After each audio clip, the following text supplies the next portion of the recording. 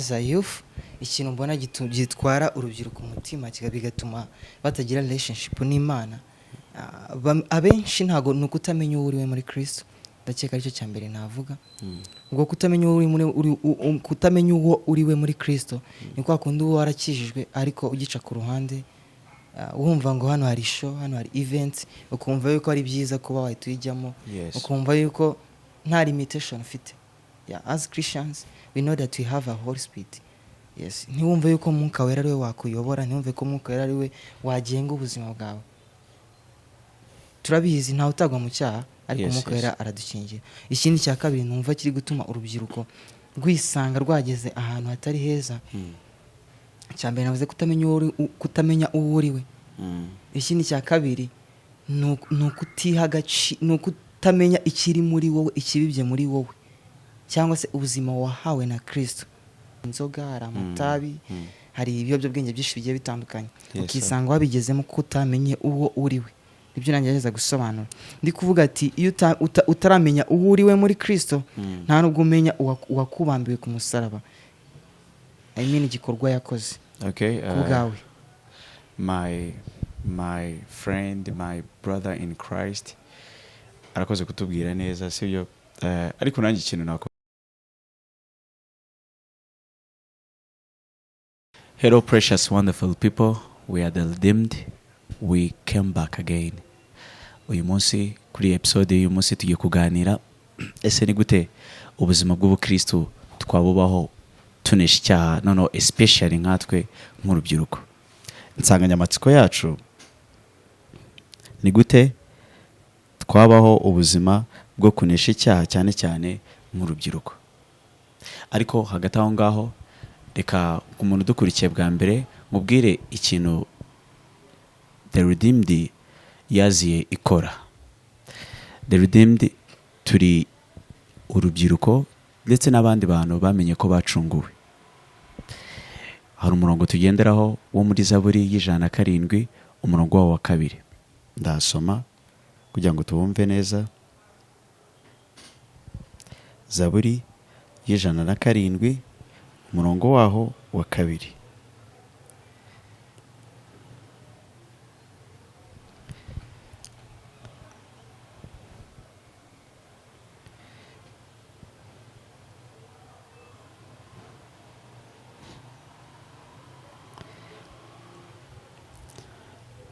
Ndahera ku murongo wa mbere, haranditse ngo nimushimire Uwiteka yuko ari mwiza, kuko imbabazi ze zihoraho iteka ryose.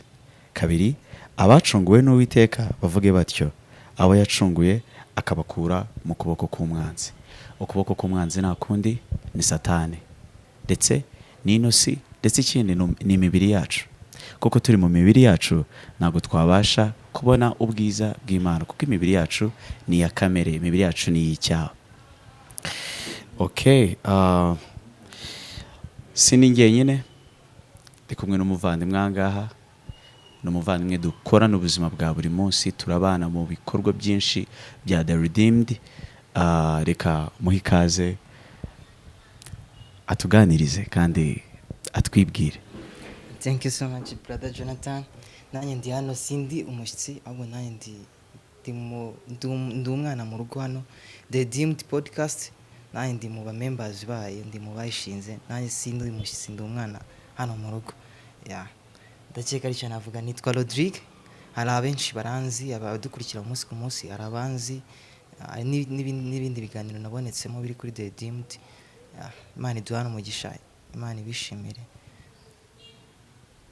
Okay, urakoze kutuganiriza, urakoze kutwibwira. Turabyishimiye ko uri umwana mu rugo kandi ukaba wisanga. Okay, nawe ndabyishimiye. Okay, dufite outlines tugiye kurebaho, sibyo? Zigera nko muri enye niba nibeshya, ariko iz'ingenzi cyane ni 3. Iya mbere tugiye kwibaza ibi bibazo: ni ibiki urubyiruko muri ino minsi biri kubatwara umutima? Nibyo bintu tugiye kuganiraho. Icyo ni cyambere turibuze kuganiraho. Icya kabiri, ese urubyiruko rwagakwiriye kuba ruri gukora iki muri ino minsi cyangwa muri iki gihe? Icya gatatu, ese ni gute noneho urubyiruko rwanesha icyaha? Okay, duhereye ku duhereye kuri outline ya mbere tugiye kuganiraho sibyo iravuga ngo ni biki urubyiruko muri ino minsi biri kubatwara umutima. Ese wowe iyo ufunguye amaso yawe sibyo ukitegereza, ndabikunze neza ko uri umujene sibyo, ndabizi witegereza bagenzi bawe cyangwa nyine ijisho ryawe rirafunguye. Noneho icyiza cyo kindi ni uko unakijijwe sibyo. Ubona ari iki urubyiruko ni iki kiri gutwara urubyiruko umutima muri in nowadays? Okay, ngiye ko mbyumva nuko mbibona as a youth, ikintu mbona gitwara urubyiruko umutima bigatuma batagira relationship n'Imana. Abenshi ntago nukutamenya uwo uriwe muri Kristo, ndakeka aricyo cyambere navuga. Ubwo kutamenya uwo uriwe muri Kristo ni kwa kundi uwo warakijijwe ariko ugica ku ruhande, wumva ngo hano hari show, hano hari events, ukumva yuko ari byiza kuba wahita uyijyamo, ukumva yuko nta limitation ufite. Yeah, as Christians we know that we have a Holy Spirit. Yes, ntiwumve yuko Mwuka Wera ari we wakuyobora, ntiwumve ko Mwuka Wera ari we wagenga ubuzima bwawe. Turabizi ntawe utagwa mu cyaha ariko Mwuka Wera aradukingira. Ikindi cya kabiri numva kiri gutuma urubyiruko rwisanga rwageze ahantu hatari heza, cyambere navuze kutamenya uwo uriwe. Ikindi cya kabiri nukutamenya ikiri muri wowe, ikibibye muri wowe, cyangwa se ubuzima wahawe na Kristo. Kudasobanukirwa Kristo wamenye uwo uriwe. Okay, nyine noneho turebye en general sibyo, nyine niki kiri gutwara umutima w'urubyiruko ugasanga nicyo kintu kiri bari bound kuri cyo, nicyo kintu dushaka reasoning together. Yes. Hari n'ibindi bintu biri gutuma urubyiruko rutamenya aho bari bo, hanze hanga hari ibishiko byinshi. Mu minsi yashize insengero zarafunze. Yes. Hari abumva yuko kuba insengero zarafunzwe ari konje, hari ibintu byinshi biri hanze hanga hari ama events agiye atandukanye, hari ibirori byinshi bigiye bitandukanye. Nabivuze kutamenya uwo uriwe kandi no kutamenya uwo wamenye bigatuma wisanze hanze hanga hari inzoga, hari amatabi, hari ibiyobyabwenge byinshi bigiye bitandukanye, ukisanga wabigezemo kutamenye uwo uriwe. Nibyo nangerageza gusobanura, ndi kuvuga ati iyo utaramenya uwo uriwe muri Kristo, nta nubwo umenya uwakubambiwe ku musaraba, I mean igikorwa yakoze. Okay, kubwawe. My friend, my brother in Christ arakoze kutubwira neza sibyo, ariko nanjye ikintu nakongeraho, ikintu kiri gutwara urubyiruko muri ino minsi, imitima y'urubyiruko ni bari kubaho wagira ngo ubuzima ntabwo bafite, bari kubaho ubuzima wumva ko ari shorts, ari buto cyane. Ugasanga buri kintu cyose babonye kiri kwita kibiba bikomeye cyane. Ugasanga akantu kose karaje bise biba byacitse. Noneho ngiye nko mu ngero, ugasanga wenda ahangara ibintu biri kwaduka by'amashusho y'urukozasoni anyuranyurana hagati y'abantu. Noneho izi mbuga nkoranyambaga sibyo niho urubyiruko rwinshi ruri cyane. Ugasanga ibyo bintu rero nibyo bintu byabaye bound muri bo sibyo, mu mitwe yabo. Ikindi ugasanga ni ibirori bya hato na hato barimo bararyira hasi byo, kandi iraha ntabwo warirya ngo rigusiga amahoro, ntabwo ryagusiga amahoro wapipe.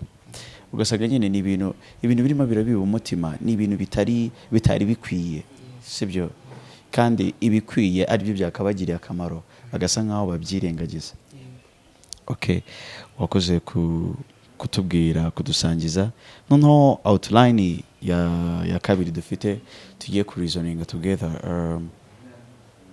Ese noneho urubyiruko rwagakwiriye kuba ruri gukora iki muri ino minsi? Urubyiruko ngiye ko mbyumva in the name of the spirit as Christians, ko mbyumva ngiye ku giti cyanjye, numva urubyiruko rwagombye kuba ruri kwingingira urubyiruko rugenzi rwabo basenga, basaba Imana, bashikamye, bakora amasengesho yo kwiyiriza, basenga. Nuko mbyumva nicyo urubyiruko rwagakwiye kuba ruri gukora muri ino minsi. niko byumva. Yes. nanjye rero ukuntu byumva mwunganiyemo ibyo bintu nibyo, ariko kubera ko turi abakristo no tukaba umucyo waraturasiye, Yes. tuzi neza ko twacunguwe na Kristo, sibyo? Amaraso ye ariyo yaducunguye. Hari ibintu ubwo urumva twifashisha ijambo ry'Imana kugira ngo tumenye ese mu gihe cyacu ni igiki twagakwiriye kuba turi gukora. Yes. Muri Yoweri igice cya 2 ndaje mu gusomera ubyumve. Yoweri igice cya 2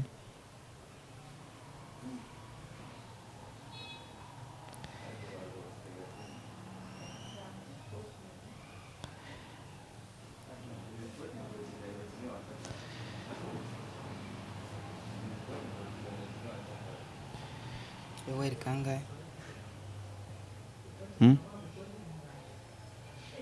Yoweri igice cya 2. Okay, ndabona version ngiye gukoresha irimo iragira kure. Joel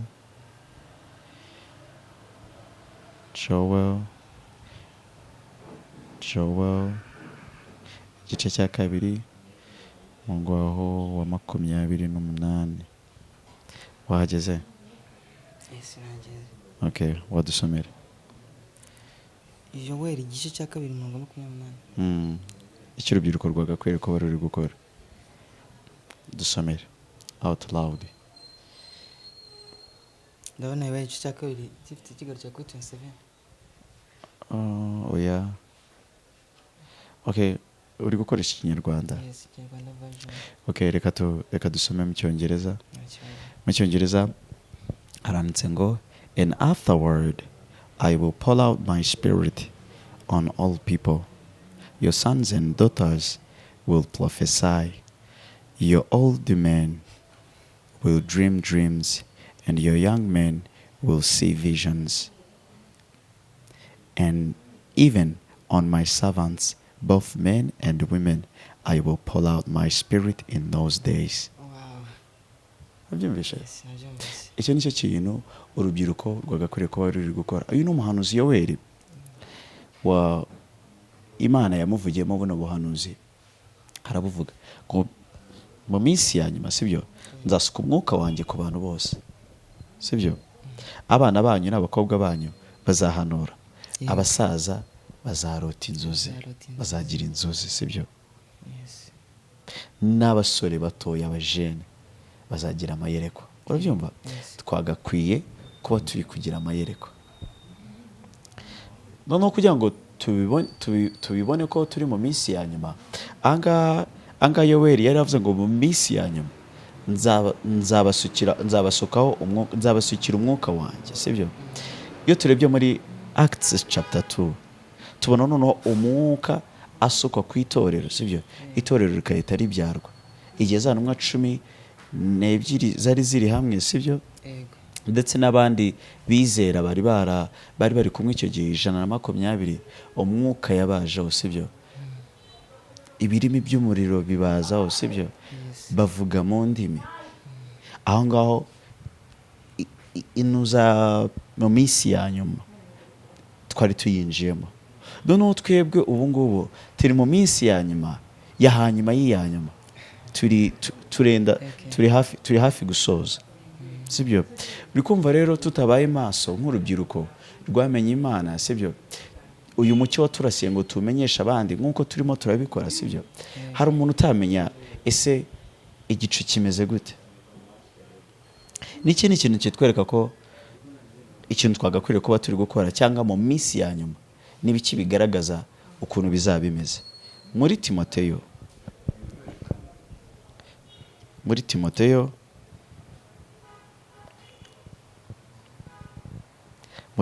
wa 2 igice cya 3 ni ibintu bitwereka neza mu minsi ya nyuma uko ibintu bizaba bimeze, uko ibintu biba bimeze.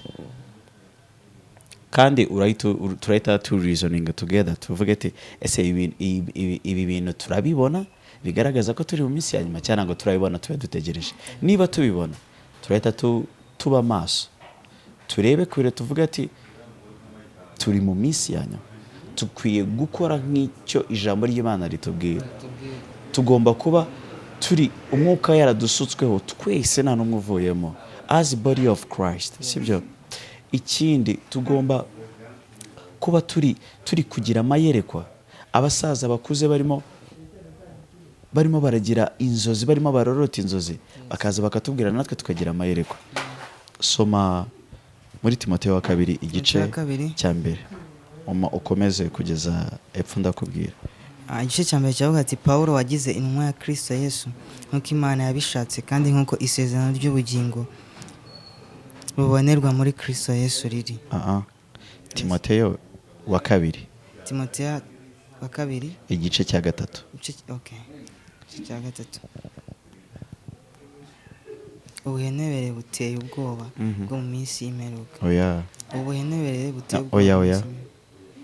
Timoteyo wa 2. Wa 2. Igice cya 3. Yes. 2 Timothy chapter 3.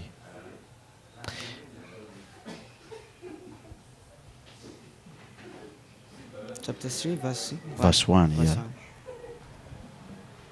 Umenye yuko mu minsi y'imperuka hazaza ibihe birushya. Kuko abantu bazaba bakunda impiya, birarira, bibona. No. Wait. Ndashaka ko izo kizi ugenda uyivuga ugasa nkaho usiga amakanya. None tuze kumva neza. Ese ibi bintu turabibona cyangwa ngo tubibona? Kugira ngo tubi reasoning together, kugira ngo twite tuba maso tuvuge ati turi mu minsi ya nyuma, hari icyo Bibiliya ivuga twagakwiriye kuba turi gukora, ariko ibi n'ibindi bintu bigiye kudufasha kumenya niba turi mu minsi ya nyuma. Yes. Tangira.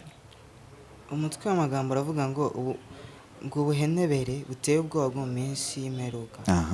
Igice cya mbere kikavuga ati umenye yuko mu minsi y'imperuka hazaza ibihe birushya. Iyo ni ki ya mbere, ibihe birushya. Igice cya 2 kuko abantu bazaba bakunda impiya, birarira, bibona, batukana, batumvira ababyeyi babo, indashima, batari abera.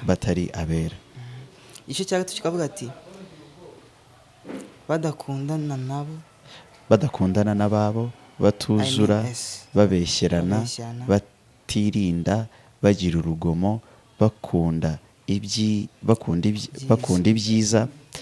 bagambana, ibyigenge, bikakaza, bakunda ibibanezeza aho gukunda Imana, bafite ishusho yo kwera ariko bahakana imbaraga zako, abameze batyo ujye ubatera umugongo. Stop right there. Iki ngiki nicyo twashakaga ku reasoning together. None se ibi bintu birahari cyangwa ntabwo biraza? Nowadays birahari kabisa. Nuzo ntabwo byumva ko turi mu minsi ya nyuma y'iyanyuma nk'uko title y'icyo gice yakubwiye. Uko ibihe by'imperuka bizaba bimeze. Kandi turi mu iminsi y'imperuka tuyirimo. Yesu Kristo arenda kugaruka. Okay? Tubonye icyo urubyiruko rwagakwiriye kuba ruri gukora muri iki gihe. Tugendeye ku byo wavuze gusenga, wavuze ibintu byiza, sibyo? Ariko bagakwiriye kuba bari kugira amayerekwa. Yes. Umwuka buzuye umwuka wera. N'abasaza bakuze n'abakecuru barimo bararota inzozi. Okay? Tugiye kuri outline ya 3 tugiye kurebera hamwe, ari nayo key point ijyanye na theme yacu twari dufite, sibyo? Noneho ni gute urubyiruko, sibyo, twanesha icyaha. Gerageza utuganirire. Okay, ko ngiye mbyumva. Uko urubyiruko rwanesha icyaha. Ikintu cya mbere navuga gusenga. Yes sir. Gusenga birukwabyo. Icya kabiri kwiyiriza ubusa. Ikindi kintu cyatuma banesha icyaha, kumenya umwanya wabo mu gihe cyabo n'Imana, kuko tuzi yuko hanze ahangaha ama churches amwe n'amwe afite doctrine ashobora Yes. kuguta mu buyobe. Mhm. Ikindi kintu nakumva kugira ikindi kintu nashyiraho bakundana. Mm. Yeah, ibyo ngibyo numva. Wow. Urakoze izo Ikindi key. kintu nashyiraho Yes. babwiriza ubutumwa n'abandi bagenzi babo bataramenya Kristo. Aha. Yes. Iryo ni itegeko abizera bose Bose twasigiwe. Yes. Yesu Kristo muri Matayo 11 I think. Yeah. Arababwira ati mugende mubwiriza amahanga yose Yes. abizera mubabatiza mu izina mu izina ry'Imana Data n'iry'Umwana n'iry'Umwuka Wera. Ubyumvishe iyo niyo ninuza ni ikintu twasigiwe gukora. Yego. Kandi ndabikunze cyane ko ubivuze. Gusa kuri izo keys uvuze sibyo, Yego. harimo ibintu biri deep inside them. Icya mbere nanjye mwunganiye cyangwa ngize ikindi kintu nakongeraho, ikintu urubyiruko rwakora cyangwa n'undi muntu uwo ari we wese kugira ngo aneshe icyaha nta kindi. Wowe unesheje icyaha, wowe ugahangana n'icyaha, ntabwo wazigera ubishobora, Ntabwo wabyishoboza. habe na gato. It's the truth we found in the word of God. You can't fight sin and you conquer it. You cannot. Ariko hari ahantu ho kugitsindira. Yes. Hari n'aho watsindirwa. Aho watsindirwa njye niho nshaka kubanza kuvuga. Mu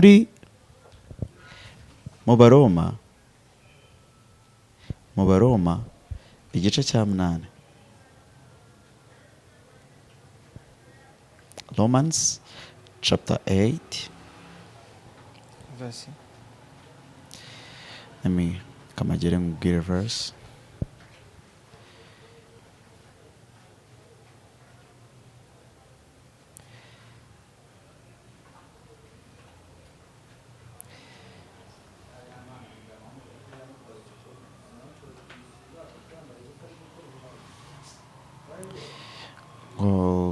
Uri gukoresha Kinyarwanda version. Kinyarwanda version. Yes. Okay. Twagiye. Soma. Yes. Muri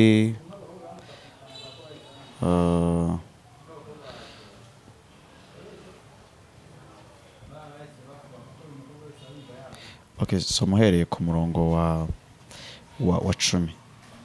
Okay. Abaroma 18. Okay, era ku murongo wa 9. Okay, Abaroma 18 umurongo wa 9 avuga ati ariko mwebwe ni muri aba kamere ahubwo muri ab'umwuka.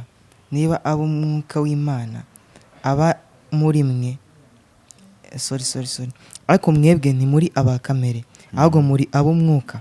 Niba umwuka w'Imana aba muri mwe ariko umuntu wese utagira umwuka wa Kristo ntaba ari uwe.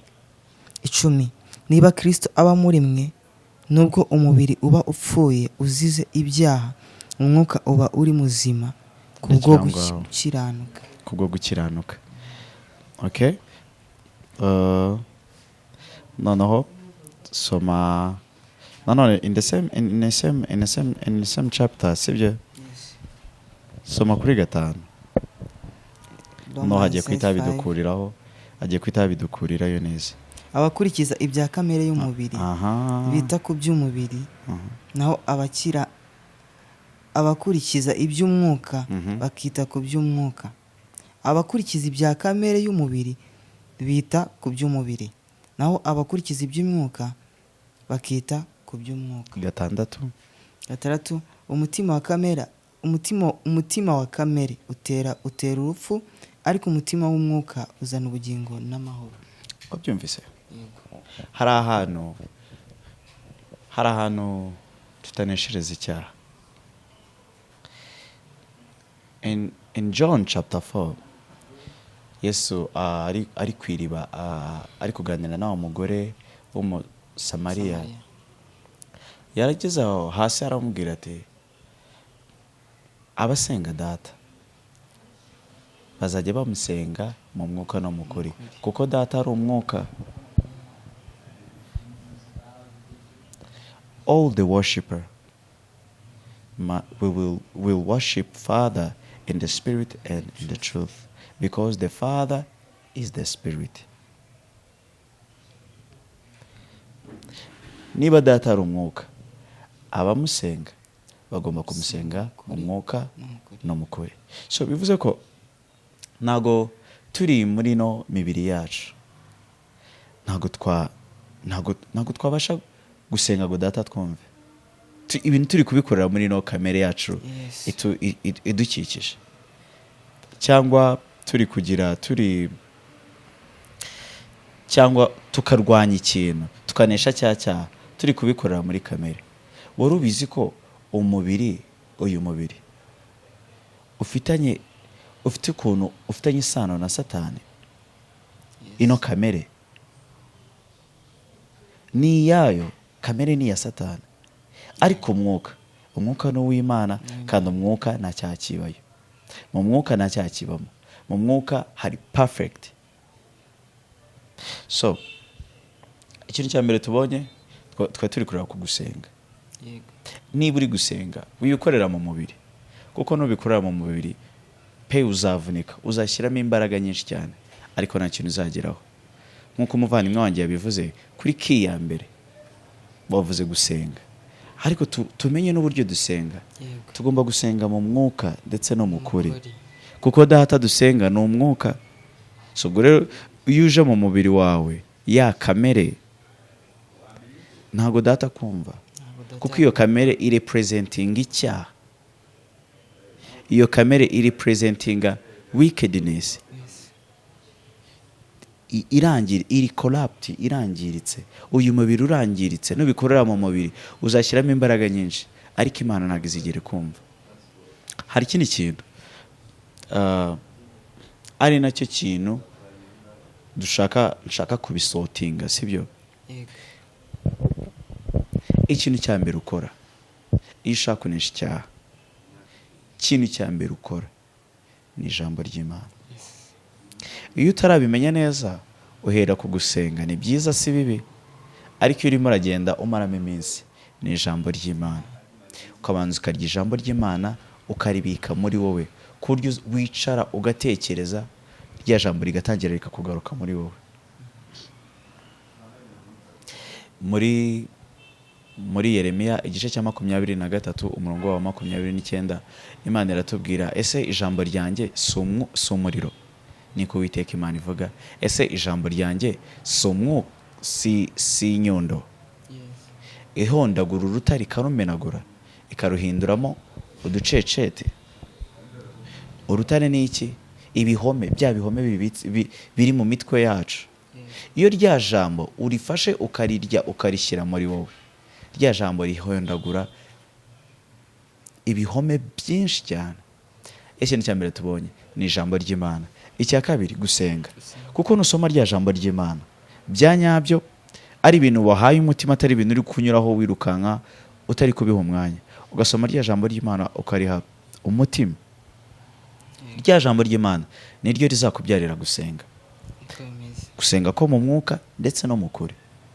Kuko iyo urimo urasenga nibwo ubona amagambo, nibwo wumva umwuka wera arimo arasengera muri wowe, kuko uba urimo uravuga ijambo ry'Imana. Kandi rya jambo ry'Imana ni amasezerano y'Imana. Y'amasezerano y'Imana rero uba urimo urayahamagara uyapurika ku buzima bwawe.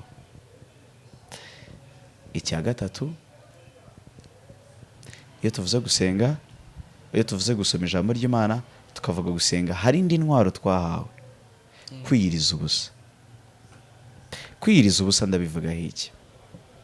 Kwiyiriza ubusa ikintu mbivugaho, niba Imana umvisha ko itubwira ko gusengera muri kamere ya muntu yangiritse, ntabwo binezeza data. Nuko tutasomye cyane, gusa birimo muri Abaroma igice, ahubwo erekana nako recommanding uzasoma igice cya 6 cy'Abaroma n'igice cya 8.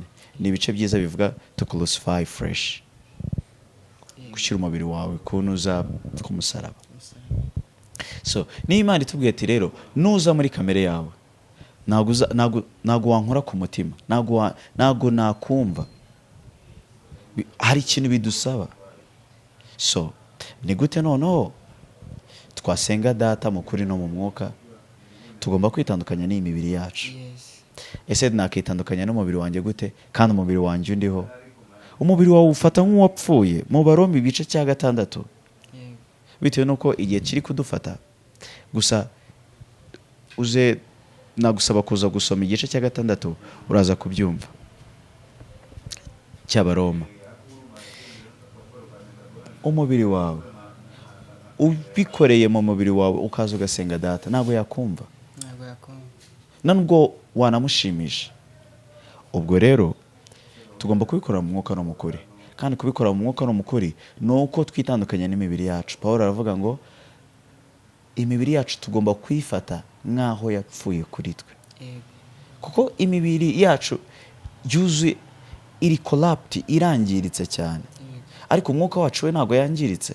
Kuno umwuka w'Imana yaduhaye, noneho akanaduha n'umwuka wera, akaza cooperatinga umuntu wese nyine whole being akayopera muri wa muntu. Ariko your flesh, you have to detach with your flesh. You have to hang it on the cross. You have to crucify it on the cross. Cannot crucifying your flesh. You cannot do it all in yourself. You cannot do it by yourself. Yes. You have to ask the Holy Spirit to take Yes. inside in him. You ask the Holy Spirit. Yes, Now, to take Lord, over. my God, my Jesus, take my mind, take my eyes, take my thoughts, take my lips, take my doings, everything. Yes. Lord, in me, the things you don't desire, the things you don't praise Yes. for, pluck it out and destroy it. And Lord, I pray, crucify my flesh, crucify myself on the cross. Kuko self y'umuntu nigira kamere nyine, urumva niyo irimo icyaha. Umuntu aragukoraho ukahita urakara, sibyo? Umuntu mu kanya gato uraba uri muri state nziza, mu kandi kanya usanga umuntu wamuyoberwa, ntiwapfa kumumenya, bitewe nuko kamere irimo iramwiziringaho. Ariko umuntu uri gukorera mu mwuka, umuntu uyoborwa n'umwuka w'Imana, ibintu bye uba usanga biri uprightly, bigenda neza, sibyo? Umuntu akaba yaza akagukoraho akakubwira ati nta kibazo, bitewe n'iki? Umutima we n'Imana ni paired device, bira connected cyane. Yes. Kandi ibintu bitapfa kugira ute gutandukana. Yes. Icya kabiri cyo kintu twari turimo turavuga, twari turimo turanyura hirya, ariko icya gatatu tutarakivuga. Icya gatatu bacyita kwiyiriza ubusa. Kuko kwiyiriza ubusa bigufasha gushyira umubiri wawe mu buretwa. Kuko ntabwo umubiri wawe ugisaba ikintu ngo ugihereze, ahubwo umubiri wawe uwushyira mu buretwa. Yes, ubutegeka. None iyo wa mubiri wawe uri kuwutegeka, uwushyira mu ukoresha iby'uburetwa. Pawulo arabivuga, I put my body under the subjection, so that after preaching others, I may not found unqualified. Yes. Unqualified for what? Nyuma yuko nabwirije abandi ngiye nazasigara. Yes. Yes. Hari umuntu nuko tuzayibaza abantu bagize experience, sibyo? Urabona kwiga imyaka myinshi cyane, ariko amanota y'ikizami cya leta yasohoka ugasanga uri unqualified cyangwa unqualified. Ibintu bibabaza cyane, ayiteri umutima urameneka. So nizo keys twari dufite, ariko ikintu nakubwira, niba uri umukristo, Pawulo aratubaza, ese ubwo twacunguwe n'amaraso ya Yesu Kristo, dukomeze kubaho muri cya cyaha kuko ubona ari bwasabye? Ha? Aya, niba twaracunguwe n'amaraso ya Yesu Kristo akaduhanaguraho ibyaha byacu byose, twongere twibereho mu byaha kuko ubuntu bwasabye? oya. No. Imibiri yacu yabambanywe na Yesu Kristo, Yes. ijyana mu gituro nawe, anazutse aduha intsinzi. Iyo ntsinzi harimo ibintu byinshi cyane Kuba no twitwa kunesha n'abana icyaha be, kirimo. kuba twitwa n'abana be. Yes, muri Yohana igice cya mbere abamwizeye bose yabahaye ubushobozi bwo kwitwa abana b'Imana. Wow. Man, Yesu Kristo aradukunda. Ni Imana idukunda cyane. Imana idukunda. Hari ikintu wakongeraho? Okay, njye ikintu nakongeraho, Mm. Imana ihora maso, ihora itureberera Yes, umunsi ku sir. munsi. Yes, sir. Nta bibaho itabyemeye. Yes, sir. Yes, iba byose biba byemeye. Mm. Yes. Pawulo nawe yavuze ati kuko utaye kwizera Kristo gusa gutwaye no kubazwa nawe, ntiwumve ko ibyo uri gucamo ari ibigutandukanya n'Imana, ahubwo reka bibe ibikwegereza Imana, kuko Imana yo byose ibibizi, ibizi ibyo tunyuramo byose, dushobozwa nayo kuko ariyo, dushobozwa nayo muri byose tunyuramo. Ikindi kintu navuga, mbwira urubyiruko rugenzi rwanjye, ntabwo twahawe agakiza kubwo ibitambo twatanze, ntabwo twahawe agakiza kubw'uko hari izindi mbaraga dufite ziruta iz'abandi. Ibyo uri gucamo nawe, ibyo uri gusitaragoringamo nawe Imana yabigukuramo uyemereye byonyine. Ni uko iyo umutima wawe wonyine. Tuzi mu Baheburayo ndakeka ibice 3:20 bati ko twahawe agakizwa kubw'imirimo, ni kubw'imirimo yacu cyangwa se kubw'amafaranga cyangwa kubw'ibindi, ahubwo twagahawe kubw'ubuntu bwa Kristo. Nawe ikintu nakwifuriza, ikintu nakubwira nshuti yanjye, urubyiruko rugenzi rwanjye, emerera Imana iganze muri wowe, emerera Imana ariyo iza muri wowe, wemerera Imana iguhe Mwuka Wera, niwe uzabasha kuovercoming ibi byose uhura nabyo, ibi byose unyuramo. Kandi mu gihe ugikizwa ukiri urubyiruko, irinde ibyagusubiza inyuma, fokasinga ku Mana yonyine. Bibaho ko tunahindura inshuti kugira ngo tudasubira muri bya bindi twavuyemo. Icyo nakubwira, emerera Imana yonyine gusa, niyo yonyine yagira ikindura ku buzima bwawe. Nicyo numva nakongeraho, nabwira urubyiruko bagenzi banjye. Okay. Abaroma igice cya 6 umurongo wa mbere ni cya kibazo twari turi kuvuga mu kanya. Ngiye gusoma mu Cyongereza. Okay. It says, Chapter 1 verse Romans chapter 6 verse 1. Version in NIV. What shall we say then? Shall we go on sinning so that the grace may increase? Huh? No. What shall we say then? Shall we go on sinning so that the grace may increase? Oh. Okay. Tugomba kwitandukanya n'ibyaha, kuko ibyaha Imana irabyanga, ariko Imana ikunda abanyabyaha. Ariko nanone babandi basuzugura, nanone irabanga. Imana. Iyo Imana yakubwiye ijambo cyangwa yaguhaye ibintu ukayitera umugongo, Imana irabyanga. Mu Ngoma za 2 igice cya 7 umurongo wa 14, ijambo ry'Imana riratubwira ati tureke inzira zacu mbi, dute inzira zacu mbi, sibyo? Imana izadukiza ndetse inadukirize igihugu. Haleluya. Duhaye Imana icyubahiro n'ukuri kose, kandi turayishimiye.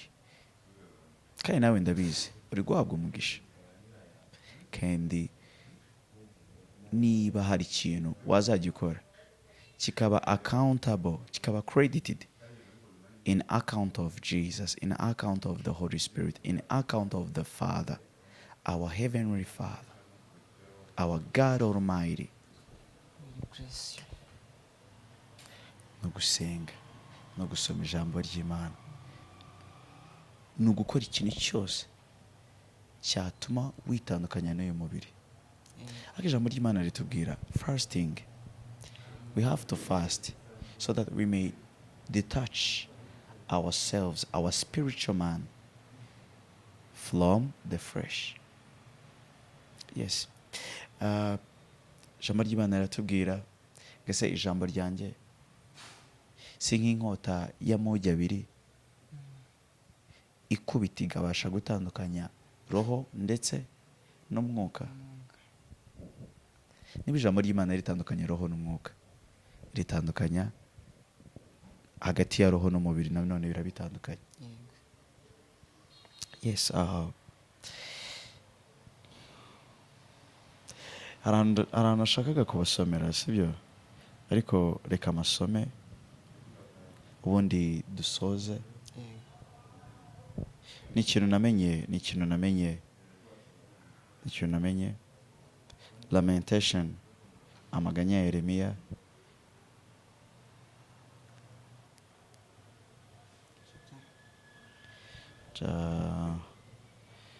let me do some.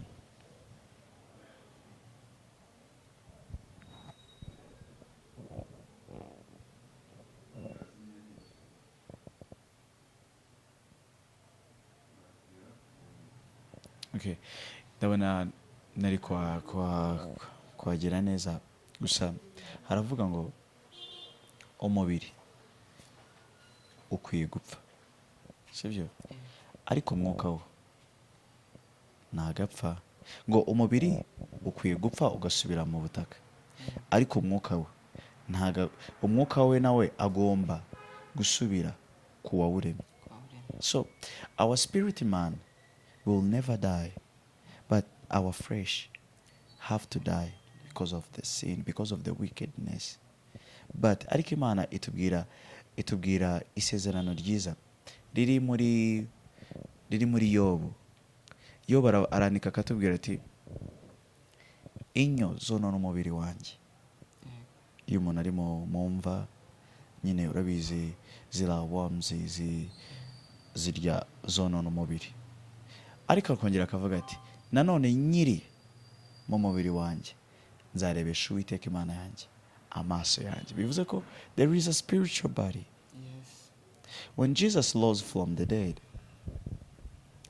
yari afite umubiri, yari afite n'amagufwa.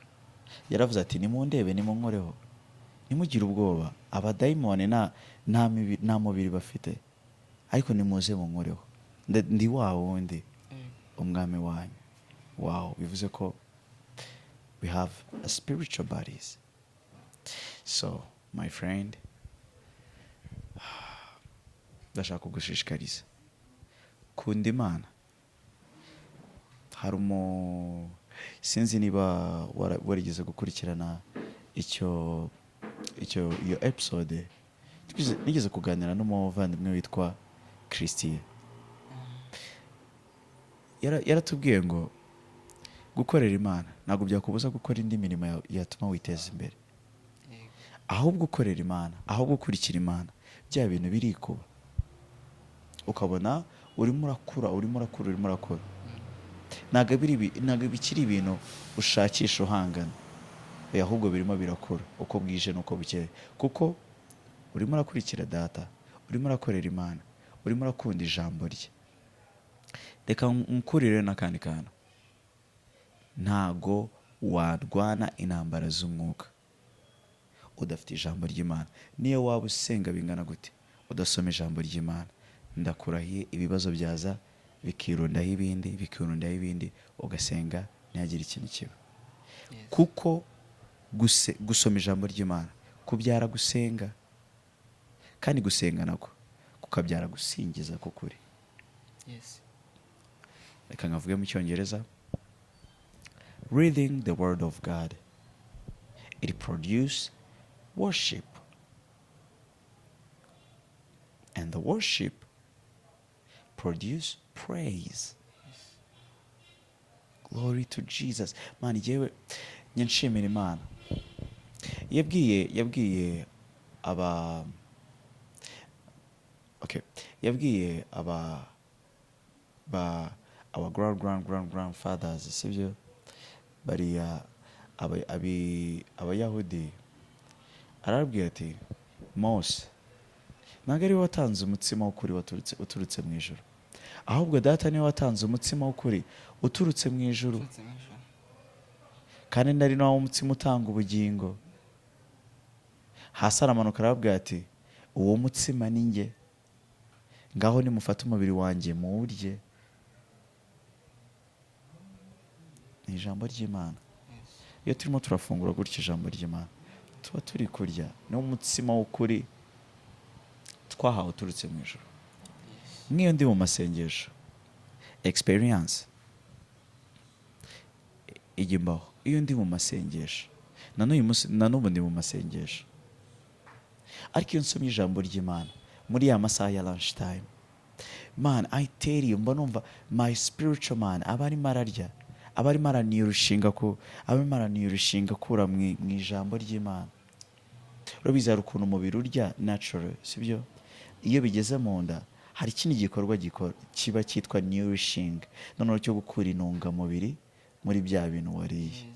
Yes, uba wumva urimo urabyibuha spiritual. Okay, nta kintu wabwira abavandimwe dusoza kugira ngo twite dusoza umwanya. Nabwira ntibakunda ijambo ry'Imana. Yes, gukunda ijambo ry'Imana. Ijambo ry'Imana riri mu bintu bikuza umukristo agakora akagera kuri level iri hejuru. Ijambo ry'Imana niryo dusanga mu buzima bwose tubamo.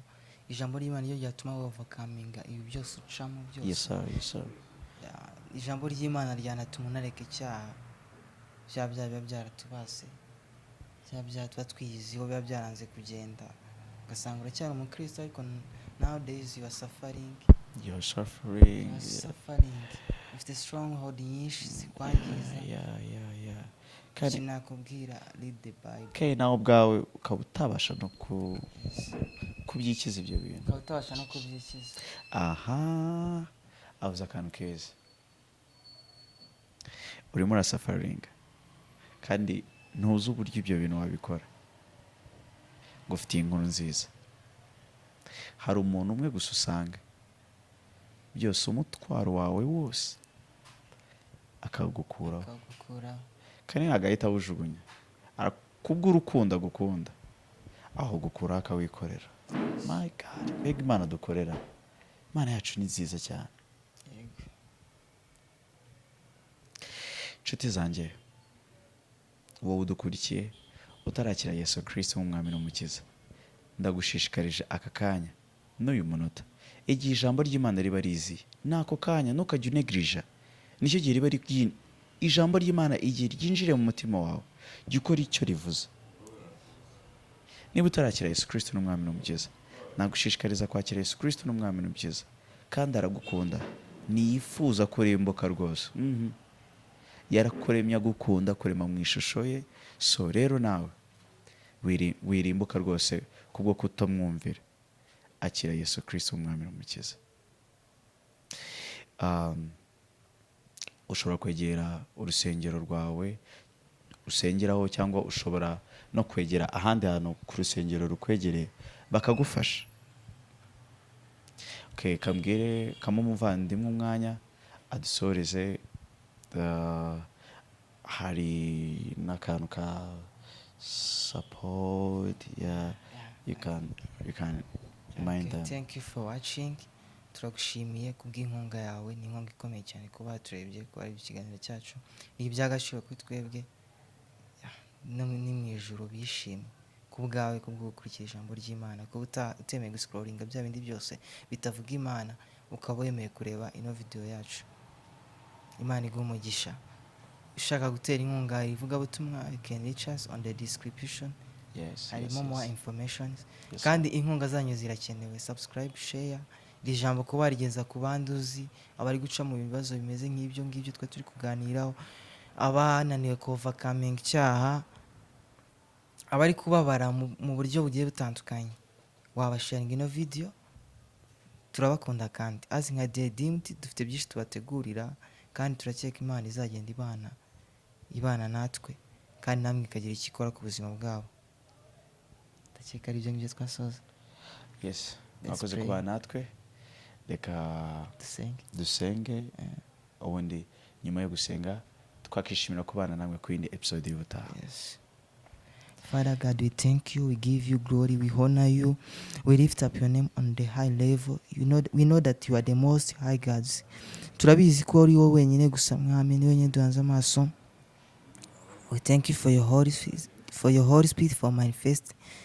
We thank you for all that you did for today. Wabaye na buri wese, waturinze twese abari kureba ikiganiro, twese wabaye natwe, icyubahiro ni icyawe. Turagushimiye kuri Imana nziza, turagushimiye kuri Imana ishoboye byose, komeza kuba natwe kuri Imana nziza. Uwiteka mwami wakurikiye kino kiganiro, ubane nawe agiye byinshi uhindura ku buzima bwe. Dusenze twizeye kuri Imana nziza, komeza byose. For the next episode bazabane natwe. Amen.